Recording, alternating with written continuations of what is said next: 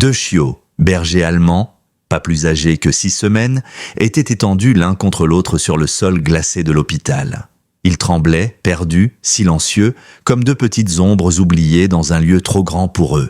Personne ne savait comment ils avaient réussi à entrer. Plus loin, derrière une porte mal fermée, gisait un ancien soldat des forces spéciales, Liam Carter, un homme autrefois indestructible, que la guerre avait fini par briser. Plongé dans un coma profond, il n'était plus qu'une lueur fragile suspendue au fil d'un souffle. Les médecins avaient renoncé. Les machines, elles, chuchotaient un adieu lent et résigné. Et puis, les chiots s'étaient hissés sur son lit. Leurs minuscules pattes s'étaient posées sur son torse, si léger qu'aucun homme n'aurait pu y sentir un poids. Pourtant, quelque chose s'était produit.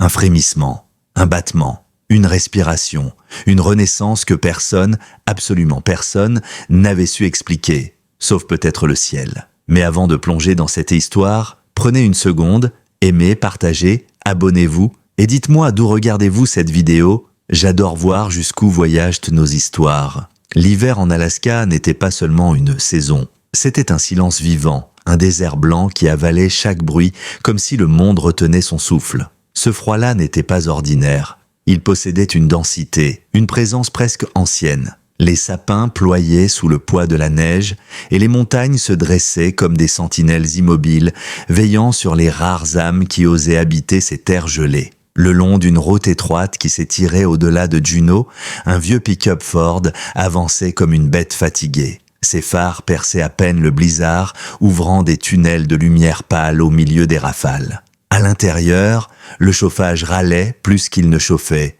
et de la glace s'accrochait encore au pare-brise.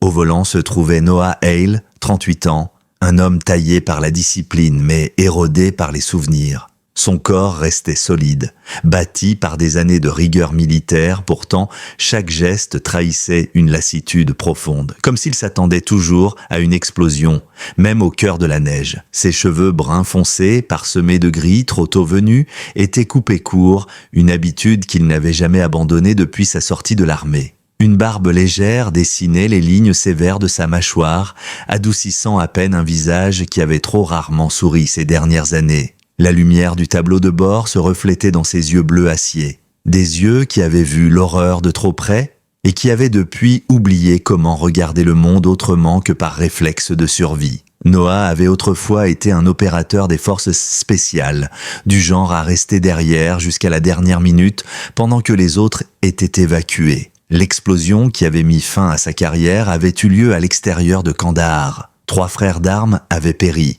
Lui avait survécu. Les médecins appelaient cela une chance. Noah appelait cela une condamnation. Le bourdonnement dans ses oreilles n'avait jamais cessé. La culpabilité non plus. Elle l'avait suivi jusqu'en Alaska, comme une ombre fidèle, invisible, mais lourde. Aujourd'hui, il vivait seul dans une cabane en bois brut, hérité d'un trappeur oublié. Un refuge bancal mais solide, dont il avait réparé chaque planche à la main. La cheminée était la seule source de chaleur qui lui semblait encore honnête. Il chassait, réparait ce qui cassait et ne parlait qu'à une seule personne, Hélène Marwick, sa voisine, une infirmière retraitée qui lui apportait des provisions une fois par semaine. Elle appelait cela prendre soin, lui appelait cela s'immiscer.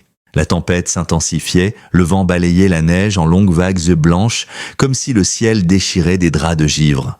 Noah resserra sa prise sur le volant. Il ne conduisait vers aucun lieu précis, juste droit devant, car s'arrêter signifiait penser. Et penser signifiait retourner, encore et encore, au désert, au flash, à la chaleur brûlante, au cri.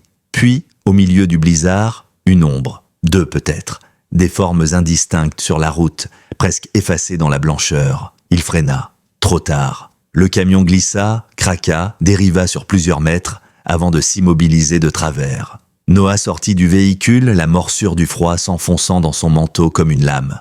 La lumière de sa lampe torche trembla dans la tempête. Puis il les vit. Un carton détrempé. À l'intérieur, 2 chiots bergers allemands, maigres au point que leurs côtes dessinaient déjà les contours de l'abandon. Leur petit corps frissonnait de manière saccadée. L'un d'eux portait une cicatrice fine sur le museau, l'autre, plus petit, avait les oreilles tombantes, givrées de neige. Ils le regardèrent, ou plutôt, ils tentèrent. Leurs yeux bruns, immenses, semblaient pleins d'une fatigue trop grande pour leur âge. La respiration de Noah se bloqua. Qui a pu vous laisser là ?» Sa voix se brisa, étouffée par le vent. Il posa une main sur l'un des chiots. Il était glacé, presque rigide. L'autre ne bougeait pas du tout. Une voix intérieure, froide, militaire, celle qui lui avait permis de survivre, lui souffla de partir, de ne pas s'attacher, pas encore, pas après tout ce qu'il avait perdu. Mais une autre voix, plus ancienne, plus humaine, murmura l'inverse. Pas cette fois. Noah glissa les 2 chiots contre son torse, sous sa veste. Le contact du froid mordit sa peau. Il courut vers le pick-up. « Tenez bon, restez avec moi. » Le trajet de retour fut interminable. Chaque bourrasque menaçait de les faire quitter la route. Noah conduisait d'une main, l'autre posée contre les petits corps, cherchant chaque souffle, chaque signe de vie. « Accrochez-vous, murmura-t-il. Vous ne mourrez pas là-dehors, pas tant que je suis là. » Quand il atteignit enfin la cabane, le silence après la tempête sonna presque sacré. Il ouvrit la porte en grand, l'air glacé le suivant à l'intérieur. Le feu s'était éteint. Il ralluma les braises, en tremblant, puis déposa les chiots sur une couverture de laine près du foyer. Rien. Puis, un frémissement, un minuscule gémissement. Son cœur, qu'il croyait endormi depuis des années, se serra brutalement. Noah se pencha immédiatement vers les 2 chiots, son souffle court, les mains tremblantes, non pas de froid, mais de peur. Une peur qu'il n'avait plus ressentie depuis des années, celle de perdre quelque chose qu'il n'avait pas encore eu le temps d'aimer. Il alimenta le feu avec hâte, ajoutant du petit bois, puis une bûche. Les flammes jaillirent, oranges et vivantes, léchant l'air glacé comme une bénédiction. La chaleur se diffusa lentement, gagnant les parois en bois, puis la couverture où reposaient les chiots. « Allez, revenez !» La voix de Noah était basse, comme s'il parlait à 2 enfants endormis. Le plus petit, celui dont les oreilles retombaient encore, remua faiblement. L'autre, celui avec la cicatrice sur le museau, poussa un léger gémissement, un son presque imperceptible, mais assez puissant pour fissurer quelque chose dans la poitrine de Noah. Il attrapa une casserole, fit chauffer un peu de lait sur le vieux poêle, puis trempa son doigt dans le liquide tiède. Il approcha le doigt du museau du chiot le plus faible. Une seconde passa, puis une autre, et finalement, une petite langue râpeuse lécha doucement son doigt. L'autre chiot suivit, d'abord hésitant, puis presque affamé. Noah rit, un rire discret, incrédule, comme si cet instant lui semblait irréel. Cela faisait longtemps, très longtemps, qu'un simple son n'avait pas semblé contenir autant de lumière. « Toi, dit-il en regardant la petite femelle, tu as quelque chose de doux ? Je t'appellerai Grace. Et toi ?» Il se tourna vers le mâle dont la cicatrice donnait un air presque rebelle malgré son minuscule corps. « Toi, tu vas porter un nom solide. Courage, je crois que tu en auras besoin. » Les 2 noms résonnèrent dans la pièce, simples mais justes, comme s'ils avaient toujours attendu d'être prononcés. La nuit enveloppa la cabane d'un manteau de silence. Le feu crépitait tranquillement, et les 2 chiots, désormais réchauffés, s'étaient endormis enroulés l'un contre l'autre. Noah resta un long moment assis dans son vieux fauteuil en cuir, les observant sans cligner des yeux, de peur que leur respiration fragile ne s'arrête. À cet instant, une frappe douce mais insistante résonna contre la porte. Noah se raidit instinctivement, comme si ses anciens réflexes reprenaient vie. Il jeta un regard vers le fusil accroché au mur, mais la voix qui suivit l'arrêta net. « Noah, c'est Hélène. J'ai fait une soupe chaude. Je me suis dit que tu n'avais peut-être rien mangé. » Il inspira profondément et alla ouvrir. La vieille infirmière se tenait devant lui, emmitouflée dans un manteau trop large, ses joues rosies par le froid. Lorsqu'elle aperçut les chiots près du feu, sa main se porta instinctivement à sa bouche. « Mon Dieu, mais où les as-tu trouvés ?» Noah expliqua d'un ton encore marqué par l'émotion de la tempête. Hélène s'agenouilla près d'eux, observa leurs petites pattes tremblantes. Ils n'auraient jamais survécu 1 heure de plus. « Tu les as sauvés ?» Noah détourna les yeux. « Je crois qu'ils m'ont sauvé aussi. » Hélène releva la tête, son regard sage et doux. « On ne trouve pas toujours ce qu'on cherche, Noah. Parfois, ce sont les petites vies qui nous trouvent, et elles savent Dieu pourquoi. » Après son départ, laissant derrière elle un parfum de soupe chaude et une étrange sensation de réconfort, Noah s'assit à nouveau. Grace remua dans son sommeil, poussant un soupir adorable. Il sourit. Un second sourire en une seule nuit. C'était presque inquiétant, pensa-t-il avec sarcasme. L'aube arriva sans bruit, dessinant un halo pâle sur les montagnes. Noah n'avait dormi qu'à moitié, se réveillant à chaque petit son des chiots. La tempête avait repris dehors, plus forte encore que la veille. Le vent sifflait contre les vitres, secouant la cabane comme pour en tester les fondations. Après un rapide café, Noah mit son manteau et sortit couper du bois. Le froid le transperça comme une lame, mais il ignora la douleur. Il devait maintenir le feu. Pas question de laisser la chaleur manquer. Alors qu'il fendait une bûche, un bruit nouveau déchira la symphonie glacée du vent. Un son humain, un cri, très faible, mais réel.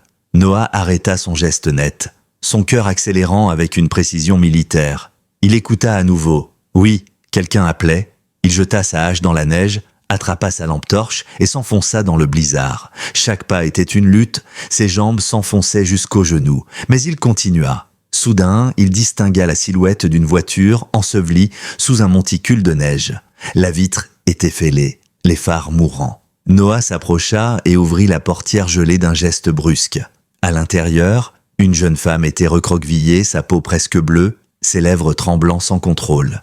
Ses yeux vitreux semblaient chercher quelque chose dans le vide. « Je ne vois plus » murmura-t-elle d'une voix brisée. Noah comprit alors, elle était aveugle. « Je vous ai entendu crier, dit-il calmement. Je vais vous sortir de là. » Il la hissa dans ses bras. Elle était légère, trop légère, comme si la vie elle-même avait commencé à la quitter. Le vent fouettait son visage tandis qu'il avançait, porté par un instinct presque animal. Lorsqu'ils atteignirent la cabane, la chaleur du feu sembla l'envelopper immédiatement. Il la déposa doucement près du foyer, frotta ses mains glacées. Les chiots, réveillés par le bruit, s'approchèrent timidement. Le petit museau de Grace effleura la main de la femme qui, malgré sa cécité, esquissa un sourire fragile. « Des chiens ? Oui, répondit Noah. 2 petites vies que j'ai trouvées hier. » Elle passa ses doigts sur la fourrure chaude. « Je sens leur cœur, ils sont vivants, ces petits miracles. » Noah s'agenouilla près d'elle. « Comment vous appelez-vous ?»« Mira Dawson, dit-elle en tremblant. Je suis vétérinaire. Je venais commencer un poste au refuge de Cedar Falls.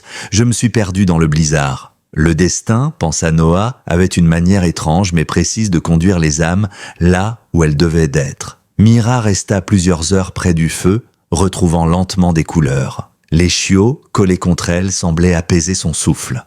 Noah la regardait, surpris de voir autant de douceur dans une femme brisée par la vie. Et étrangement, il s'y reconnaissait, peut-être trop. À mesure que la journée avançait, la tempête gagnait encore en violence. Mira resta donc dans la cabane pour la nuit.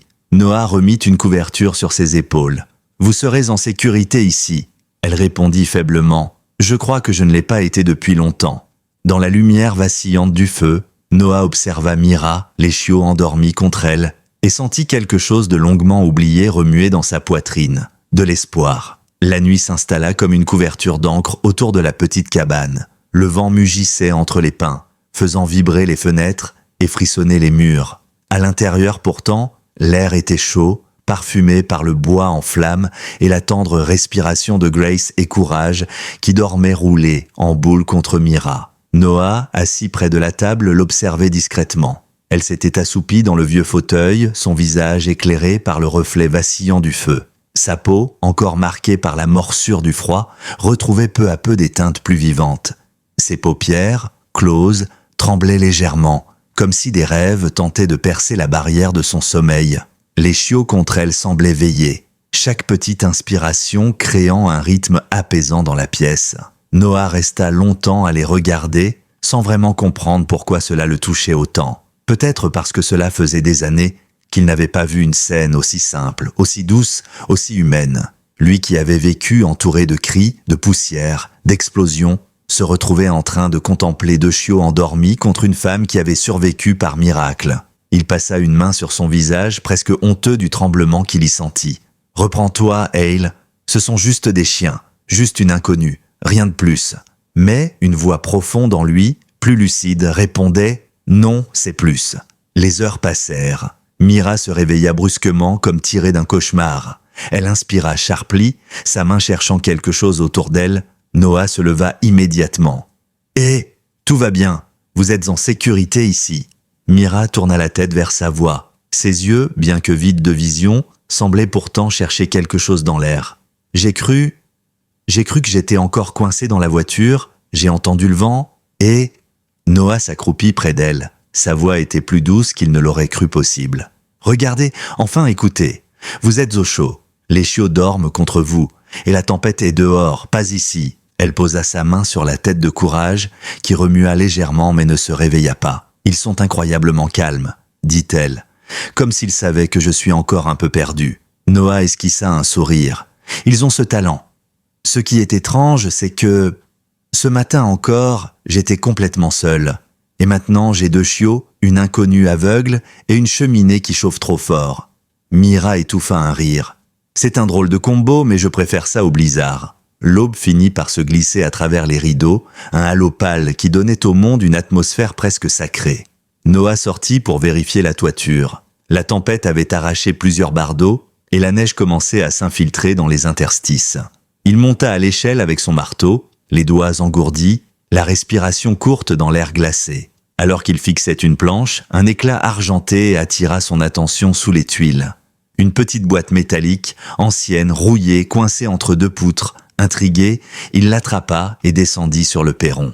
La boîte s'ouvrit dans un léger crissement. À l'intérieur, un papier plié, jauni par le temps. Noah sentit son cœur ralentir. Ses mains d'ordinaire si sûres tremblèrent légèrement lorsqu'il déplia le papier. L'écriture lui sembla familière avant même qu'il ne lise la première ligne. « À mon fils Noah ». Il s'arrêta net. La signature, au bas de la page, il l'aurait reconnue entre mille. Daniel Hale, son père. Un homme disparu 20 ans plus tôt, un homme qu'on n'avait jamais retrouvé, un homme que Noah avait enterré en absence, sans corps, sans explication.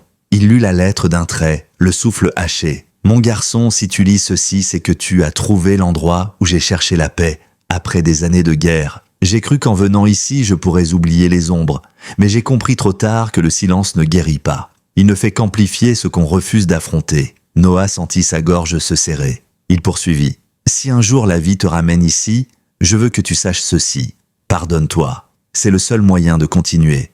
Et surtout, sauve quelqu'un quand toi-même tu n'arrives plus à te sauver. C'est ainsi que l'on reste humain. Je t'aime, fiston. Toujours. » Noah resta longtemps immobile, assis sur les marches, la lettre posée contre son genou. Les mots de son père s'insinuaient dans ses pensées comme une lumière qu'il n'avait pas invitée. Pardonne-toi, sauve quelqu'un. Était-ce cela, ce qui se produisait ici?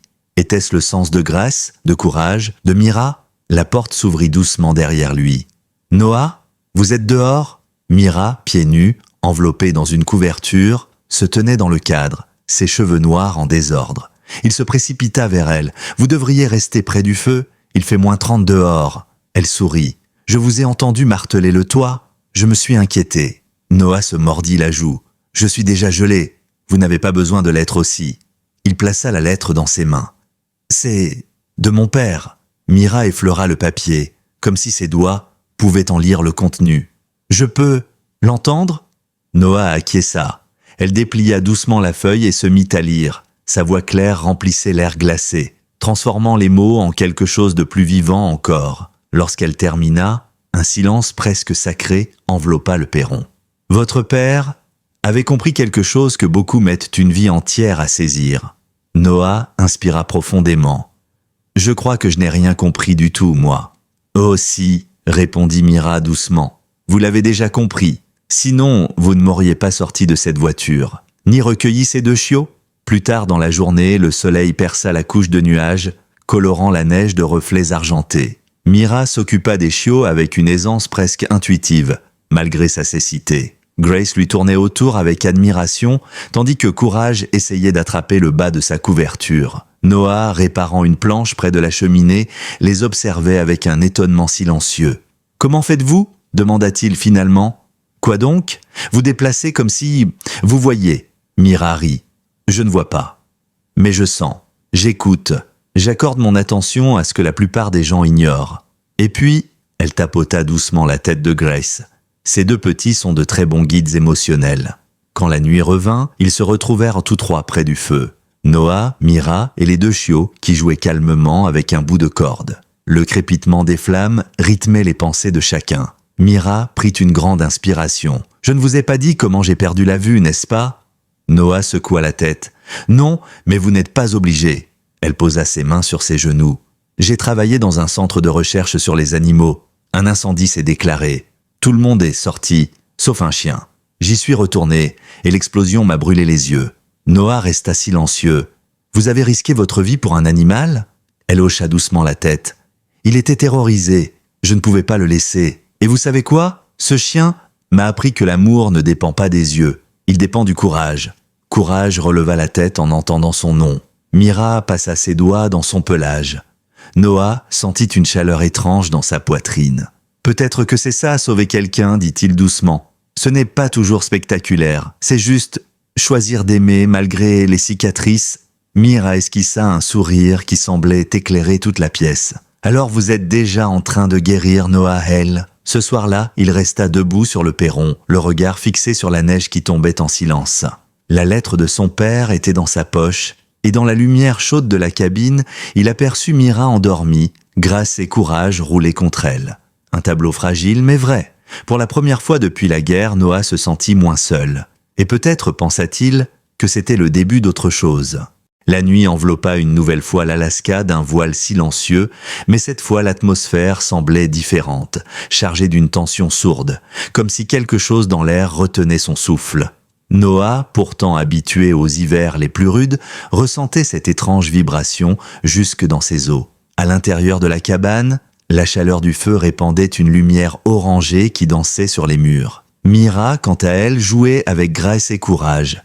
Elle tapotait le sol et les deux chiots répondaient avec enthousiasme, leurs petites pattes frappant le bois dans un rythme joyeux. « Ils apprennent vite », dit Noah en les observant depuis la table où il ponçait délicatement un coffret en bois. Il y gravait quelque chose, un symbole inspiré des lettres de son père. Un cercle brisé qui se refermait sur lui-même, comme une cicatrice qui choisissait enfin de guérir. Mira tourna la tête vers lui. « Les animaux sentent l'intention, la vôtre est bonne, même si vous refusez encore de le croire. » Noah leva les yeux. « Je n'ai pas été quelqu'un de bien depuis longtemps, Mira. » Elle passa la main sur le dos de courage. « Alors peut-être que vous êtes justement en train de le redevenir. » Le feu crépitait doucement, répandant un parfum de résine. La pluie glacée contre le toit avait cessé comme par miracle. Mais à l'extérieur, les températures chutaient encore plus. Noah se leva pour vérifier le générateur derrière la maison. « Je reviens dans 1 minute. Il fait un drôle de bruit depuis tout à l'heure. » Mira hocha la tête. « Faites attention. » Il attrapa sa veste, la passa rapidement, puis referma la porte derrière lui. Le froid fut brutal, presque violent. La nuit paraissait infinie. Le vent sifflait en longues plaintes. Noah arriva près du générateur, pencha sa lampe torche et repéra immédiatement l'origine du problème. Une valve givrée, fissurée, laissant filtrer une odeur de carburant. « Foutu hiver !» Il tapota doucement la grille métallique, tenta de desserrer l'écrou, mais celui-ci résista. Il força davantage. Une gerbe d'étincelles jaillit alors qu'il retirait la main. Noah recula d'un pas. L'odeur de gaz se fit plus forte, et soudain sans prévenir, une détonation. Courte, sèche. Une boule de feu jaillit du générateur, projetant Noah en arrière dans la neige. Le souffle lui coupa la respiration. Une brûlure fulgurante remonta le long de son bras. Étourdi, il essaya de se relever, chancela, puis entendit ce qu'il redoutait. Les flammes léchaient déjà un pan du mur extérieur de la cabane. « Non, non, non, non !» Sa voix se brisa dans le vent. Il se précipita vers la porte, la douleur irradiait sa poitrine, mais il ignora tout. La fumée montait déjà en volutes sombres depuis les fissures du toit. À l'intérieur, il entendit les chiots aboyer, affolés. « Mira, Mira, réponds-moi !» Il ouvrit la porte à la volée. Une vague de fumée l'engloutit, l'aveuglant immédiatement. Il plaqua son bras sur son visage et se précipita à l'intérieur. Le feu avait déjà gagné un rideau, puis la charpente. Une pluie d'étincelles tombait autour de lui. « Mira, où êtes-vous » Une toux lui répondit, étouffée, tremblante. Elle était à gauche, près du foyer. Noah se rua dans cette direction, trébuchant sur une poutre tombée. Il la trouva enfin. Mira était à genoux, une couverture enroulée autour d'elle mais inutile contre la fumée. Les chiots tournaient autour d'elle, affolés. Grace hurlait, Courage tirait la manche de son pull comme pour la guider. Noah s'accroupit. « Je suis là, donnez-moi votre main !» Elle tendit ses doigts, tremblants, et il la hissa contre lui. Sa voix était à peine un souffle. « Je n'arrive plus à respirer. C'est moi qui vous porte, tenez bon !» D'une main, il attrapa Mira. De l'autre, il ramassa les 2 chiots contre son torse. Le toit craqua derrière lui, libérant des braises incandescentes. La chaleur était insupportable. Le bois gémissait sous la pression des flammes. Noah avança à l'aveugle dans la fumée, ses poumons brûlants, son cœur battant dans ses tempes. Il fonça vers la porte d'entrée. Mais une explosion secondaire secoua la charpente.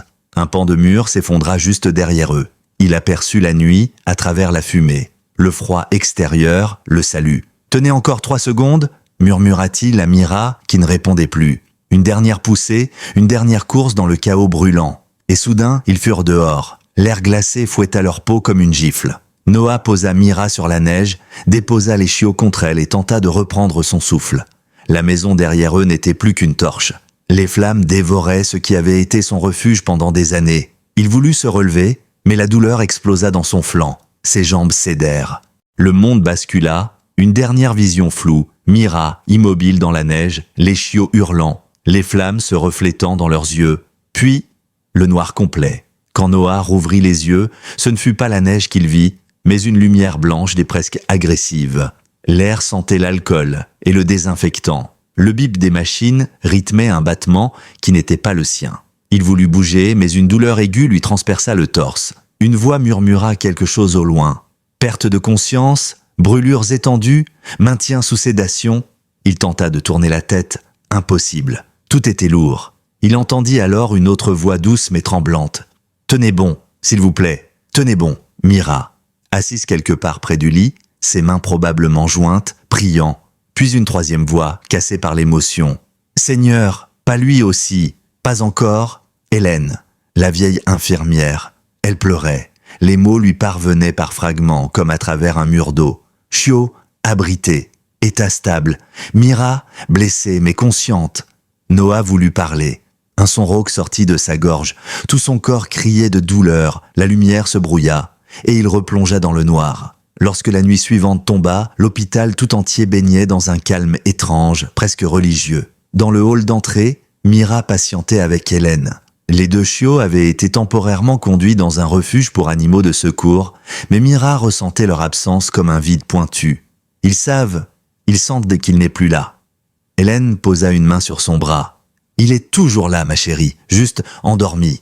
Les médecins disent que son pouls est faible mais stable. » Mira hocha la tête, mais son visage restait tendu. « Il a tout donné pour nous sortir du feu, je ne peux pas le laisser partir comme ça. » Un peu plus tard, Hélène se rendit à la petite chapelle de l'hôpital. Elle s'agenouilla, son chapelet serré entre ses doigts. « Mon Dieu, cet homme a tellement souffert. Vous lui avez envoyé 2 petites âmes pour le ramener. Ne le laissez pas s'éteindre maintenant, pas après tout ça. » Les vitraux reflétaient la lumière de la lune sur son visage fatigué. Ses lèvres tremblaient sous les prières. Dans un coin du couloir, Mira s'assit sur un banc, recroquevillée, ses mains bandées posées sur ses genoux. Ses yeux sans regard semblaient fixer quelque chose que personne d'autre ne pouvait voir. Elle murmura « Grâce, courage, si seulement vous pouviez être là. » Comme si l'univers avait entendu son vœu, un bruit faible se fit entendre dans la nuit glacée. Un battement de petites pattes, un jappement étouffé, puis le claquement discret d'une trappe qui se referme. Ils arrivaient. Et dans la chambre de Noah, les machines continuaient leur chant fragile. Le monde semblait retenir son souffle. La neige tombait en silence sur le parking de l'hôpital de Maple Ridge, étouffant jusqu'au bruit du vent. Le monde semblait figé dans une attente presque sacrée. Sous les lampadaires qui diffusaient une lueur pâle, 2 petites silhouettes avançaient avec détermination. Leurs pattes s'enfonçaient dans la poudreuse, laissant derrière elles une traînée de traces minuscules. Grace fermait la marche plus prudente, son museau frémissant à chaque souffle glacé. Courage, lui, ouvrait la voie, son petit torse bombé malgré le froid, sa cicatrice scintillant sous la neige comme un trait de lumière. Ils n'avaient ni plan, ni guide, mais ils avaient un instinct plus puissant que tout, l'odeur de Noah, l'empreinte de cet homme qui leur avait offert chaleur, vie et un nom. Ils la suivaient comme une étoile. Le destin, parfois, se résume à un parfum. À l'intérieur de l'hôpital, le couloir menant à l'unité de soins intensifs baignait dans une lumière blanche presque irréelle. Mira Dawson, assise sur un banc, serrait entre ses doigts un morceau de tissu brûlé qu'elle avait récupéré de la cabane. C'était tout ce qui lui restait de la nuit où le monde avait basculé. Elle imaginait encore la chaleur écrasante, les cris étouffés, les petites pattes tremblantes contre sa peau. Son cœur battait lourdement, douloureusement. Elle murmura dans un souffle tremblant. « Noah, s'il vous plaît, ne partez pas. Pas maintenant, pas comme ça. » Un peu plus loin, Hélène Marwick, les mains jointes, priait devant la vitre de la chambre de Noah. Le médecin en chef du service, Dr Julian Pierce, se tenait près d'elle. Grand, calme, Avec ses lunettes cerclées d'acier, il avait l'air d'un homme qui avait vu trop de miracles pour encore y croire, et trop d'échecs pour cesser d'espérer. « Nous faisons tout ce que nous pouvons, Hélène, dit-il d'une voix douce et mesurée. Mais son état est extrêmement fragile. Les brûlures internes, l'inhalation de fumée, l'impact de l'explosion, tout cela l'a affaibli plus qu'il ne le laisse paraître. » Hélène hocha la tête, les yeux pleins de larmes. « Il a déjà survécu à une guerre. Ce n'est pas maintenant que Dieu va le reprendre. » Dr Pierce n'ajouta rien. Il posa une main sur son épaule avec une compassion silencieuse. Pendant ce temps, dehors, un employé de nuit, Samuel Reyes, était en train de vider une poubelle lorsqu'il aperçut, au sol, 2 petites silhouettes remuées à peine à quelques mètres de lui. Mais il s'approcha stupéfait. « Vous deux, vous sortez d'où » Grace leva la tête, ses yeux bruns brillants de détermination malgré ses tremblements. Courage émit un jappement bref, presque impatient. Samuel rit doucement. « Oh, je vois, vous cherchez quelqu'un ?» Il hésita. Les animaux n'étaient normalement pas autorisés dans l'hôpital. Mais en voyant leur regard, il comprit quelque chose que les règles ne pouvaient pas embrasser. « Allez-y, petit. Je vous couvre. » La porte automatique s'ouvrit. Les 2 chiots s'engouffrèrent dans le hall, leurs pattes glissant légèrement sur le sol en carrelage glacé. Les néons du plafond se reflétaient sur leur pelage encore mouillé de neige. Ils avancèrent sans hésiter, passant devant des infirmières fatiguées, un patient en fauteuil roulant, un distributeur qui bourdonnait. Certaines personnes se retournèrent, bouche bée, personne n'osa les arrêter. Quelque chose dans leur démarche, une urgence, une conviction presque humaine, empêchait quiconque d'intervenir. Au même moment, Mira sentit quelque chose changer dans l'air, une vibration, une intuition pure. « Ils sont ici !» murmura-t-elle. Hélène se tourna vers elle. « Et qui ça, ma chérie ?» Mira se leva lentement, ses mains tremblant. « Grace, courage, je les sens. Ils approchent. » Hélène allait répondre quand un bruit léger résonna dans le couloir. 2 séries de petites griffes tapant sur le carrelage, et soudain, les 2 chiots apparurent, trottinant vers elle, leur queue frétillant de soulagement. Mira tomba à genoux et les serra contre elle. « Vous êtes revenus, vous avez trouvé le chemin. » Hélène, émue, porta une main à sa bouche. « Dieu Tout-Puissant !» Mais les chiots ne restèrent au pas avec Mira. Dès qu'ils eurent reçu son contact, ils se détachèrent d'elle comme s'ils avaient accompli la première étape de leur mission. Courage se tourna vers la porte vitrée de la chambre de Noah. Grace jappa doucement, comme pour l'encourager. Ensemble, ils s'avancèrent. Les infirmières protestèrent faiblement, mais le docteur Pierce leva la main. « Attendez, quelque chose se joue ici. » On aurait dit un homme qui reconnaissait les prémices d'un phénomène qu'on ne peut expliquer avec un diplôme. Les chiots glissèrent dessous la porte à demi ouverte. La chambre était silencieuse, hormis le bip irrégulier du moniteur cardiaque. Noah semblait minuscule dans ce lit trop grand, son visage marqué de rougeur, sa poitrine se soulevant à peine. Courage bondit sur une chaise puis sur le lit, avançant lentement vers le torse du soldat. Grace posa ses pattes à côté de lui, ses yeux fixés sur Noah comme si elle essayait de l'appeler de l'intérieur. Mira, restée à l'extérieur, sentit ses jambes trembler. « Noah, ils sont avec vous. Revenez. » C'est alors que cela arriva. D'abord un battement, très faible. Le moniteur cardiaque émit un son différent, une note plus vive. Le docteur Pierce se pencha immédiatement. « Attendez une seconde. » Courage posa sa petite patte sur la poitrine de Noah. Grace se blottit contre son bras. Le moniteur s'anima. Une 2e pulsation, puis une 3e, plus forte, plus régulière. « Impossible !» souffla une infirmière. Hélène éclata en sanglots. « Je le savais !» Noah inspira brusquement un souffle rauque, douloureux mais réel. Ses paupières frémirent. Et dans cette chambre où la mort planait depuis des jours, un miracle prit forme. Ses yeux s'ouvrirent lentement, voilés, confus. Le premier visage qu'il aperçut fut celui de Courage dont la petite cicatrice brillait sous les néons. Noah cligna des yeux. « Et les petits soldats ? Mission accomplie ?» Grace émit un petit gémissement de bonheur. Mira, de l'autre côté de la vitre, porta ses mains à sa bouche. Elle pleurait, elle riait, elle tremblait. « Noah, vous êtes revenu ?» murmura-t-elle. Le docteur Pierce secoua la tête abasourdi. « Je n'ai jamais vu ça. Jamais. » Hélène ferma les yeux dans un sourire. « Oh, mais lui a déjà vu ça, docteur. Vous savez très bien de qui je parle. » Courage s'avança encore et lécha doucement le menton de Noah. Grace posa sa tête sur son épaule comme pour l'ancrer au monde. Noah, encore faible, leva une main tremblante et la posa sur eux. « Vous m'avez retrouvé, Vous deux, vous n'abandonnez jamais, hein ?» Dans le couloir, plusieurs médecins s'étaient rassemblés, attirés par l'agitation. Certains sortirent leur téléphone, d'autres prièrent silencieusement. Une infirmière murmura « Il faudrait en faire un film !»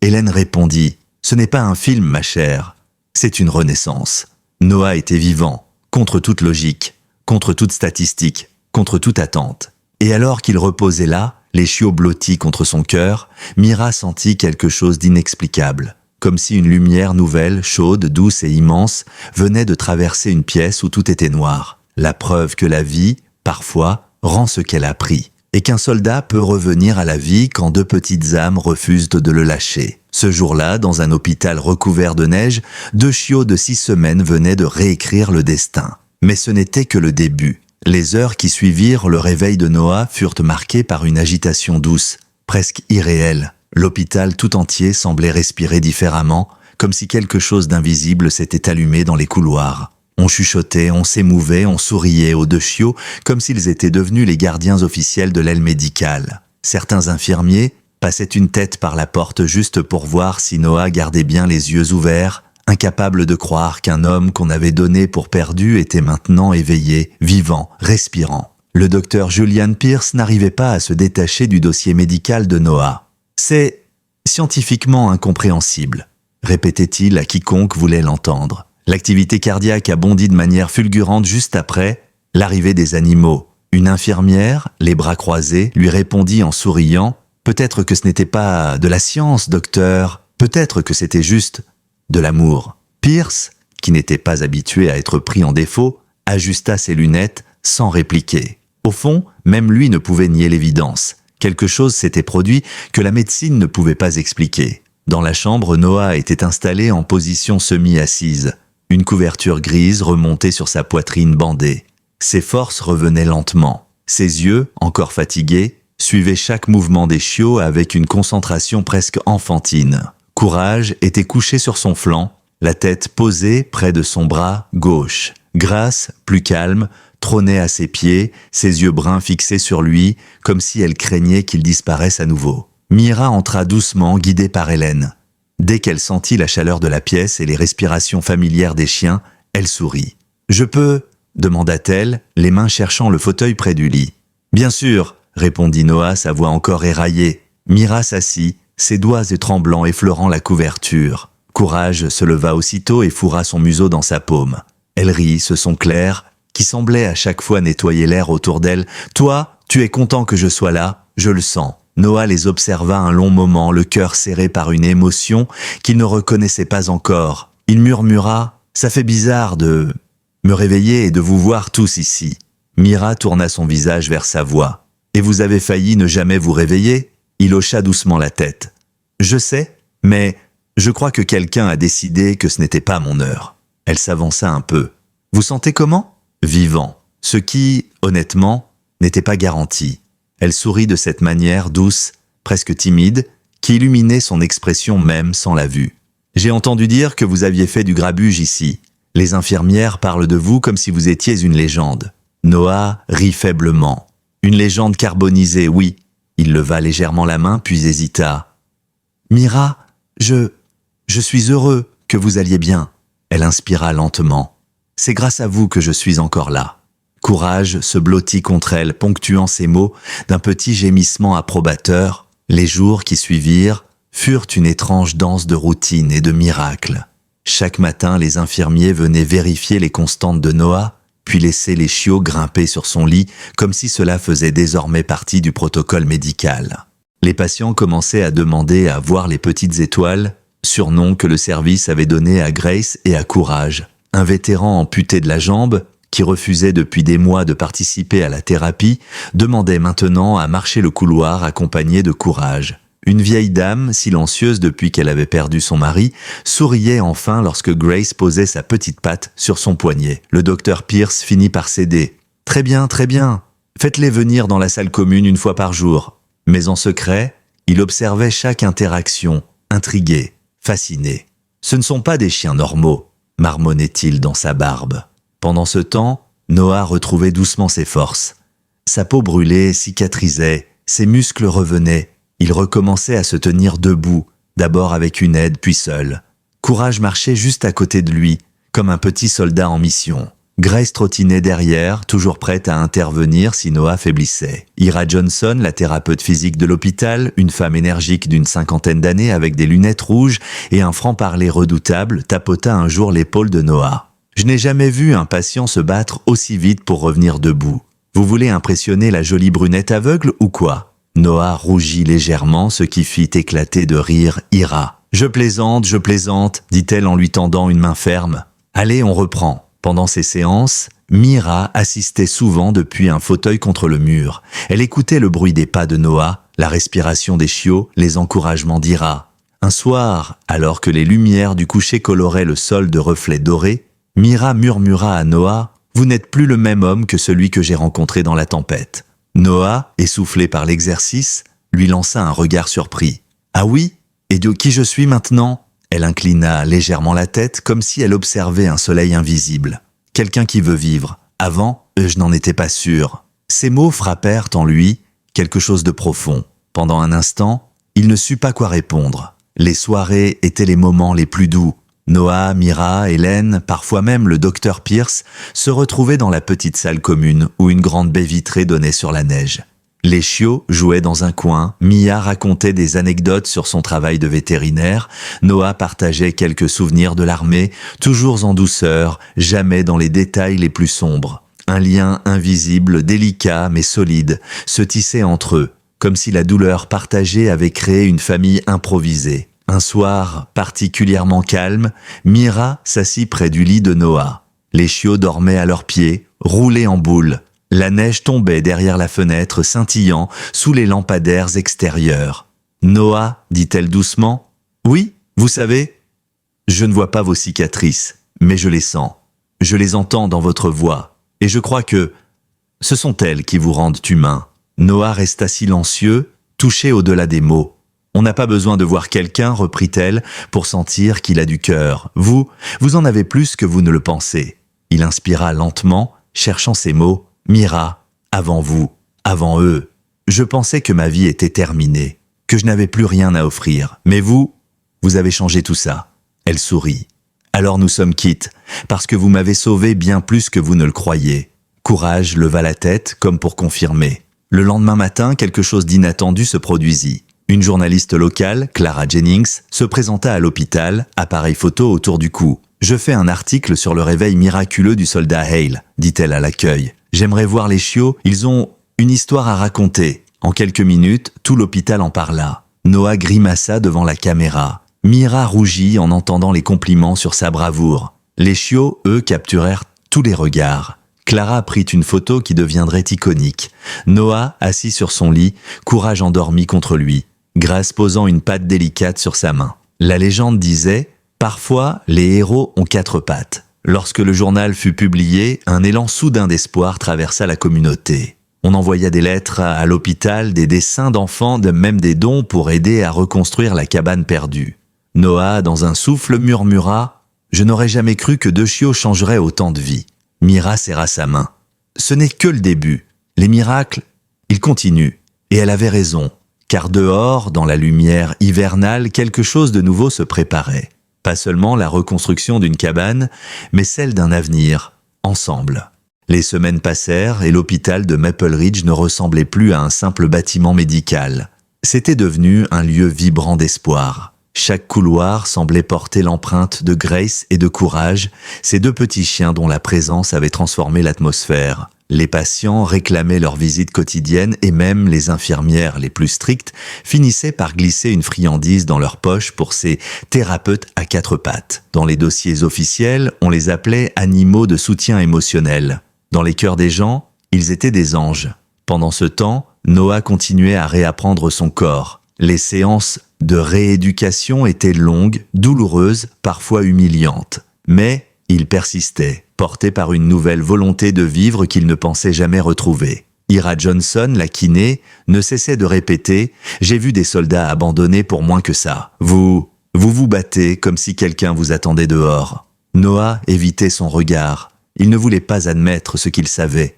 Quelqu'un l'attendait vraiment. 2 petites créatures qui avaient refusé de le laisser mourir, et une femme qu'il ne voyait qu'à travers une lumière intérieure, une femme qui voyait sans ses yeux. Mira venait tous les jours, parfois pour une courte visite, parfois pour rester des heures, assise à côté de son lit pendant qu'il dormait. Elle parlait beaucoup aux chiots, leur apprenant des commandes, leur racontant des histoires qu'elle connaissait par cœur. D'autres fois, elle restait simplement silencieuse, la tête légèrement inclinée, écoutant la respiration de Noah comme si c'était une musique apaisante. Il y avait entre eux une douceur, une complicité qui n'avait pas besoin de mots, une présence qui disait « Je suis là ». Un matin, alors que la neige fondait lentement sur les rebords des fenêtres, la journaliste Clara Jennings revint pour une deuxième interview.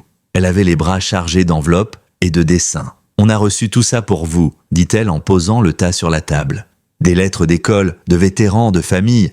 Votre histoire circule dans tout l'État. Certaines personnes ont même demandé où elles pouvaient faire un don pour aider à reconstruire votre foyer. » Noah, surpris, passa une main sur sa nuque. « Mon foyer ? Votre cabane ?» répondit Clara dans un sourire. « La communauté veut vous aider à recommencer, à tout recommencer. » Mira tourna le visage vers Noah, ses yeux pâles se fixant sur lui, malgré leur opacité. « Vous le méritez, vous avez donné tellement... » Il secoua la tête. « Je n'ai rien donné, j'ai juste essayé de survivre. »« Justement, » murmura Mira, « c'est là que commence la reconstruction. » Plus tard, tandis qu'il feuilletait les dessins d'enfants, Courage grimpa sur les genoux de Noah. L'un des dessins attira particulièrement son attention. Une maison en bois, entourée d'arbres, avec un grand panneau sur lequel on pouvait lire « Centre de guérison grâce à Courage ». Noah resta figé. Mira, entendant son silence, demanda doucement « Qu'est-ce qu'il y a ?» Il lui prit la main, guida ses doigts sur le dessin. « Regarde, enfin touche !» Elle sentit les traits, les formes, les lettres. Un petit sourire étira ses lèvres. « C'est beau. Qui sait? Ça pourrait être réel un jour. » Cette idée ne quitta plus Noah. Elle s'infiltra dans ses pensées comme une flamme discrète, puis grandit en intensité. Un centre où les animaux aideraient les humains à guérir, où des vétérans brisés retrouveraient un sens, où Mira pourrait poursuivre son travail de vétérinaire malgré sa cécité, où Grace et Courage pourraient devenir ce qu'ils étaient destinés à être, des guides, des lumières. Peut-être que c'est ça, sauver quelqu'un, pensa-t-il un soir. Pas seulement sortir quelqu'un du feu, mais lui offrir un avenir. Un après-midi, alors qu'ils se trouvaient tous les trois dans la salle commune, Noah prit son courage à 2 mains. « Mira, j'ai quelque chose à vous proposer. » Elle tourna la tête vers lui, attentive. « Je vous écoute. Et si ?» Il hésita un peu puis continua. « Et si on construisait quelque chose ensemble? Un endroit où ces 2 petits pourraient aider des gens comme moi, et comme vous. » Mira resta silencieuse un instant, puis un sourire incroyablement doux éclaira son visage. « Un sanctuaire ?» Noah hocha la tête. « Oui, un sanctuaire. Pour ceux qui se battent avec des cicatrices qu'on ne voit pas. Pour ceux qui se sentent seuls dans l'ombre. Grâce et Courage pourraient faire ce qu'ils font déjà. Mais pour beaucoup d'autres, elle inspira profondément. Vous savez, je crois que votre père serait fier de vous. Il vous a demandé de sauver quelqu'un.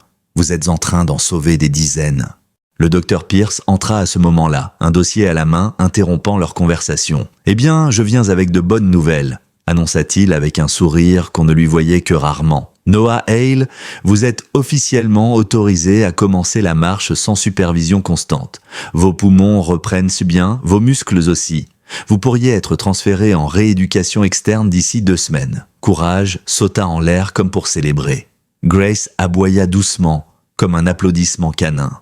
Mira applaudit aussi, même si son geste était hésitant. « 2 semaines » murmura Noah. Il se sentait à la fois prêt et terrifié. Sortir de l'hôpital signifiait reprendre sa vie. Mais laquelle? L'ancienne était détruite. La nouvelle était encore floue. Mira, sentant son trouble, posa sa main sur la sienne. « Vous ne serez pas seul. » Il ferma les yeux. « Vous non plus. » Les jours suivants, la rumeur de ce futur sanctuaire grandit. Certains soignants se proposaient déjà pour aider à la construction. Un ancien camarade de Noah, Mark Leland, entendit parler de son projet et envoya un message. « Si tu bâtis un refuge pour les âmes brisées, je viens t'aider à lever les murs. Ça fait trop longtemps que je cherche un endroit où respirer. » Noah resta longtemps immobile devant ces mots. Une équipe de bénévoles de la ville vint lui rendre visite. Clara Jennings prépara même un petit reportage sur le projet. Un soldat renaît, 2 chiots deviennent symbole d'espoir. L'engouement surprenait tout le monde, sauf Mira. Quand on porte la lumière, dit-elle un jour à Noah, même si on ne la voit pas, les autres la remarquent si toujours. Un soir, alors que la neige tombait dehors en silence, Noah et Mira se retrouvèrent deux seuls dans la salle commune. Les chiots dormaient contre un radiateur et la lumière tamisée créait un halo doux autour de Mira. Noah, assis en face d'elle, la regardait avec une intensité tranquille. « Mira, je ne sais pas comment dire ça, mais vous êtes devenue une partie de ma guérison. Une partie essentielle ?» Elle baissa légèrement le visage. « Je ne peux pas voir votre expression, mais je peux sentir votre voix. Elle a changé. Elle est plus vivante. C'est grâce à vous et grâce à eux. » Il désigna les chiots. « J'aimerais que vous fassiez partie du futur sanctuaire, avec moi. » Pour de bon ? Le cœur de Mira sembla suspendre un battement. Elle inspira doucement. « Noah Hale, vous êtes en train de me demander de construire une vie avec vous ?» Il sentit ses joues chauffer. « Oui, peut-être que je suis en train de dire ça. » Mira sourit, un sourire si pur qu'il aurait pu faire fondre la neige dehors. « Alors ma réponse est oui. Oui, Noah. Allons sauver le monde, une âme à la fois. » Courage se réveilla, s'étira et posa sa patte sur la chaussure de Noah. Comme une bénédiction, comme un sceau, et dans ce simple geste, une promesse se grava dans la réalité. La naissance prochaine du sanctuaire Grace and Courage. Le printemps arriva en Alaska comme un secret, lentement, presque timidement, mais assez fort pour faire fondre les dernières traces de l'hiver qui avait failli emporter Noah. Les flocons cessèrent de tomber, les sapins retrouvèrent leur silhouette, l'air se fit plus doux et les montagnes autour de Maple Ridge semblaient respirer à nouveau. C'était une saison nouvelle, un monde neuf, et pour Noah Hale, c'était une renaissance. Grace et Courage avaient grandi. Leur démarche était plus assurée, leurs oreilles droites et attentives, leurs yeux remplis d'une intelligence vive, presque humaine. Courage, fidèle à son nom, avait hérité d'un instinct protecteur farouche. Il restait toujours à portée de Noah, observant chaque mouvement, chaque respiration, prêt à réagir au moindre signe de faiblesse. Grace, plus douce, plus intuitive encore que lorsqu'elle était bébé, passait beaucoup de temps auprès de Mira. Elle posait souvent sa tête dans sa main comme pour l'aider à sentir le monde autrement. Un mois après sa sortie de l'hôpital, Noah se tenait debout, devant un terrain vierge, à la sortie de Maple Ridge. Le vent glissait entre les arbres, portant l'odeur de la sève et de la terre fraîche. Devant lui, une équipe de bénévoles avait déjà commencé à ériger les premiers murs du bâtiment qui deviendrait le sanctuaire Grace and Courage. Un large panneau en bois récemment fixé donnait l'annonce officielle. Centre de guérison et thérapie assistée par animaux, Fondation Hale and Dawson. Noah resta immobile un moment, ému.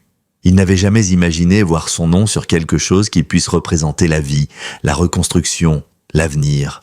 Mira arriva derrière lui, guidée par sa canne blanche. Elle portait une veste couleur crème et une écharpe légère, ses cheveux bruns attachés en une tresse soignée qui brillait sous le soleil printanier. Grace trottinait devant elle, l'aidant à éviter certaines racines ou pierres, comme si elle avait été entraînée depuis toujours pour cela. Mira sourit, sentant la présence de Noah. « On dirait que ça prend forme. »« Oui, » répondit-il doucement. « Beaucoup plus vite que je ne le pensais. » Elle avança d'un pas, tendit sa main.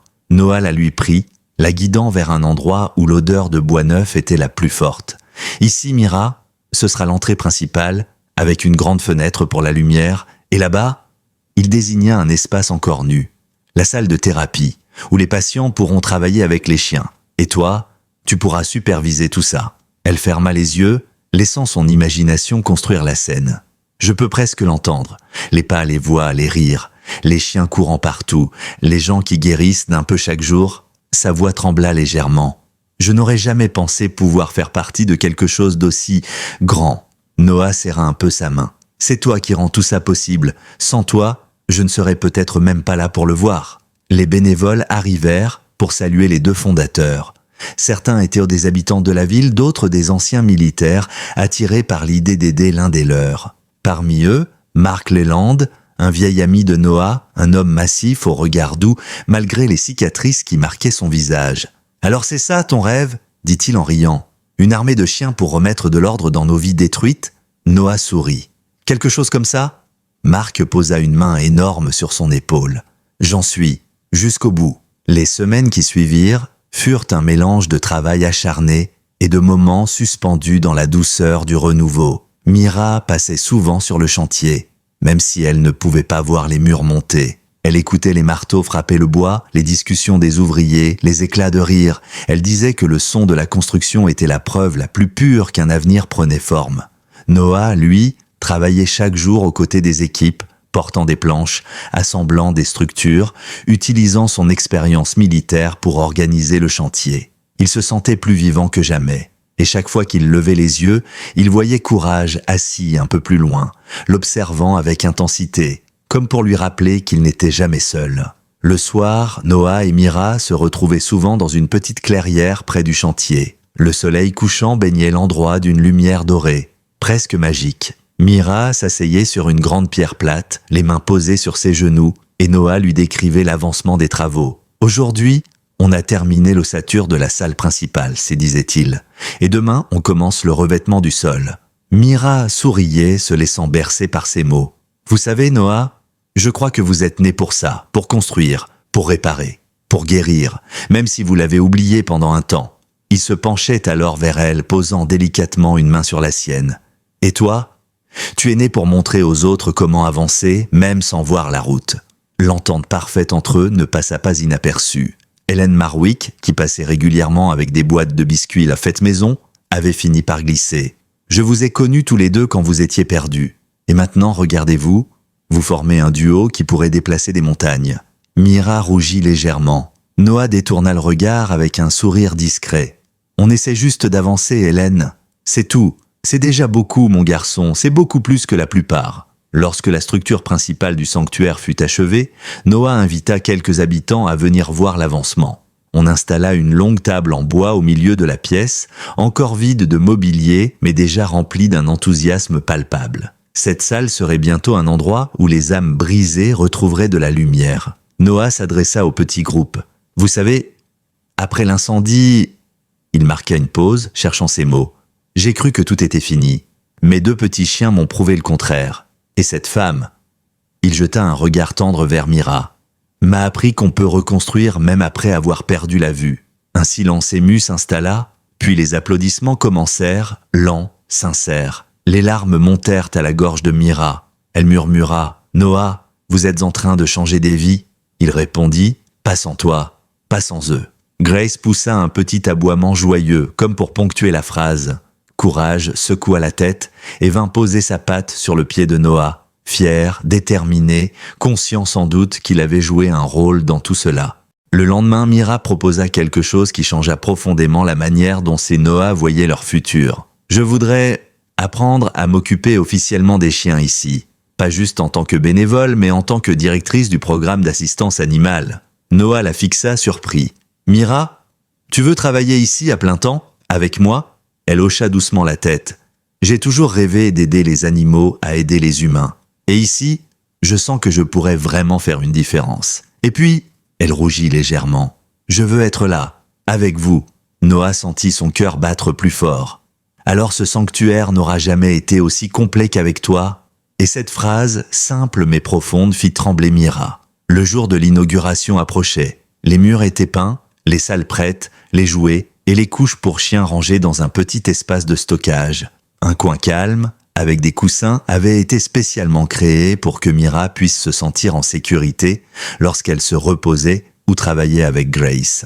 Un petit bureau était construit à sa hauteur, avec des repères tactiles sur les tiroirs. Elle avait tout appris de mémoire en quelques minutes, et surtout, une plaque sculptée à la main par Noah avait été fixée à l'entrée. On pouvait y lire « Aucun soldat n'est laissé seul », aucun cœur n'est abandonné. Ici, chaque être trouve une seconde chance. La première fois que Mira effleura la plaque, les larmes coulèrent silencieusement sur ses joues. « C'est... magnifique !» Noah posa doucement sa main sur son épaule. « C'est la vérité. » Le sanctuaire allait ouvrir. La ville entière attendait ce moment. Les bénévoles, les vétérans, les familles. Et au milieu de cette effervescence, Noah prit un instant pour lui. Debout devant la grande fenêtre qui donnait sur les montagnes, il regarda le soleil se coucher. Il pensa à son père, à la lettre trouvée dans la cabane. « Sauve quelqu'un et tu te sauveras toi-même. » Il ferma les yeux et murmura « Papa, je crois que j'ai compris. » Derrière lui, Mira avança lentement, guidée par Grace. Noah, il se retourna. Oui, elle sourit. On est prêts, tous les trois. C'était vrai. Ils étaient prêts. Pour le premier jour, pour les premiers patients, pour la suite, pour une vie entière. Et quelque chose dans l'air, léger comme une promesse, annonçait que tout cela n'était qu'un début. Le grand jour arriva enfin. Celui que toute la petite ville de Maple Ridge attendait depuis des semaines. Le sanctuaire, grâce à un courage, ouvrait officiellement ses portes.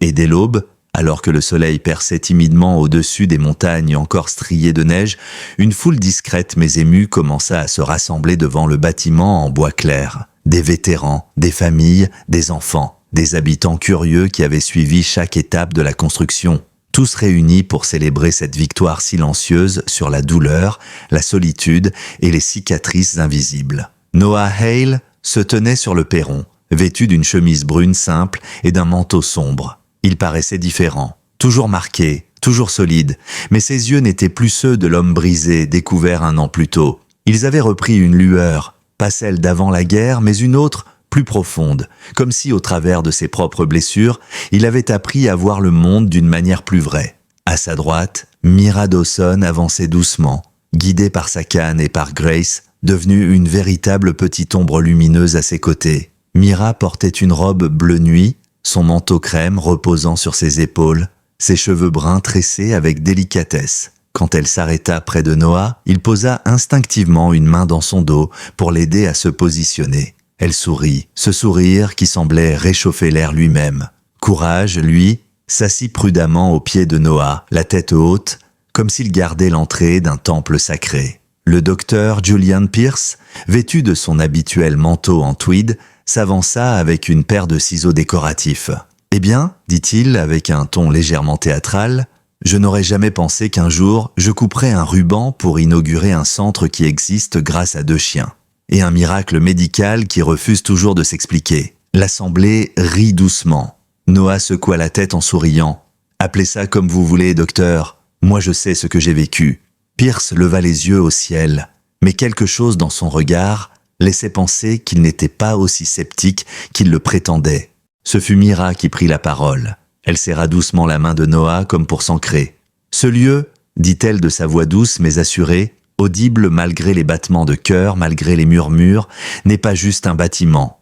Il est la preuve que la lumière peut trouver son chemin même dans les yeux fermés, même dans les âmes blessées, même dans les nuits les plus noires. Grâce et courage ont sauvé un homme, mais ils nous ont aussi appris que personne ne doit porter sa douleur seule. » Elle tourna légèrement le visage vers Noah. « Ce sanctuaire est né d'un miracle, oui, mais c'est surtout un lieu où chacun peut venir chercher un nouveau départ. » La foule applaudit longuement.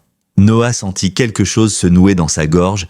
Il n'était pas un homme habitué à montrer ce qu'il ressentait, mais cette fois, il ne chercha pas à retenir quoi que ce soit. Le ruban fut coupé et les portes s'ouvrirent enfin.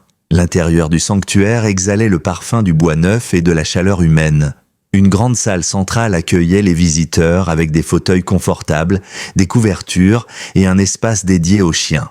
Les murs étaient décorés de photos, Mira et Grace pendant un entraînement, Courage allongé sur les genoux d'un vétéran, Noah en pleine séance de rééducation, des moments de vie saisis dans leur authenticité. La lumière filtrait par les grandes fenêtres donnant sur la forêt, projetant des arcs dorés sur le sol. Les premiers patients arrivèrent dans la matinée. Il y avait Timothy, un ancien militaire qui marchait difficilement depuis une blessure à la hanche. Il y avait Marlène, une veuve qui n'avait pas quitté sa maison depuis des mois. Il y avait même de jeunes adolescents en difficulté envoyés par l'école locale. Chacun entrait avec une certaine appréhension, un poids dans le regard. Mais il suffisait que Grace trottine vers eux ou que Courage vienne poser sa tête contre leurs mains pour que quelque chose en eux se fissure, non pas en cassant, mais en s'ouvrant. À un moment, Noah s'approcha de Timothy qui observait Courage avec une émotion contenue. « Il préfère les gens courageux », dit Noah doucement. L'homme éclata d'un rire qui tremblait.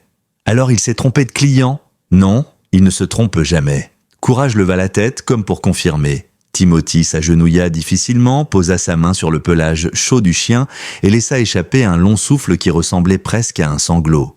J'avais oublié ce que ça faisait, de ne pas se sentir seul. Noah posa une main sur son épaule. Personne ne l'est. Pas ici. Dans l'après-midi, Mira anima sa première séance. Bien qu'elle ne pût voir les regards des participants, elle en percevait parfaitement l'atmosphère. Elle guidait les chiens par la voix, par les gestes appris, par la présence intime qu'elle avait développée avec eux. Sa douceur donnait envie d'écouter, sa force donnait envie d'essayer. Et sa lumière, même invisible, réchauffait chaque recoin de la salle. Noah la regardait travailler fasciné. Il se dit que son père avait raison dans la lettre retrouvée dans la cabane. Sauver quelqu'un, ce n'était pas seulement un acte héroïque, c'était une façon d'exister, une manière de vivre. Le soir tombait lorsque l'événement prit fin. Les derniers visiteurs s'en allèrent, les bénévoles rangèrent les chaises et les tapis. Noah ferma les portes du sanctuaire à clé, puis rejoignit Mira, qui se tenait près de la grande fenêtre donnant sur les montagnes.